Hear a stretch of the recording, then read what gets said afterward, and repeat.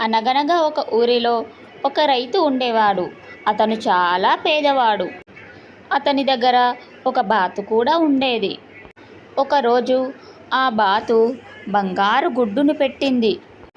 అది చూసిన ఆ పేద రైతు చాలా సంతోషపడ్డాడు. అలా ఆ బాతు రోజుకొక గుడ్డును పెట్టింది. ఆ బంగారు గుడ్లతో ఆ పేద రైతు చాలా ధనవంతుడైపోయాడు. ఒక్కసారిగా తన తలరాతనే మారిపోయింది. ఒకరోజు ఆ పేద రైతుకు ఒక ఆలోచన వచ్చింది. ఈ బాతు రోజుకొక గుడ్డును పెడుతుంది. ఇలా పెడుతూ ఉంటే మరి దాని కడుపులో ఇంకా ఎన్ని గుడ్లు ఉన్నాయో ఏమో. నేను ఆ బాతును చంపేసి దాని కడుపులో ఉన్న గుడ్లన్నీ తీసేసుకుంటాను అని అనుకుంటాడు. అలా ఆ బాతును ఒకరోజు కత్తితో పొడిచి చంపేస్తాడు.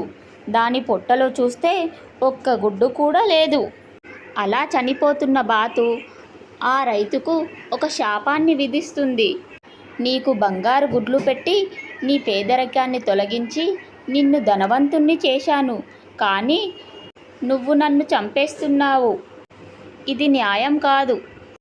ఇన్ని రోజులు నేను పెట్టిన బంగారు గుడ్లన్నీ మాయమవునుగాక అని శాపాన్ని విధించి ఆ బాతు చనిపోతుంది.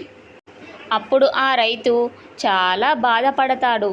ఉన్నవాటితో సర్దుకోక అత్యాశకు పోయి బాతును చంపి చాలా తప్పు చేశాను అని తనలో తాను అనుకుంటాడు.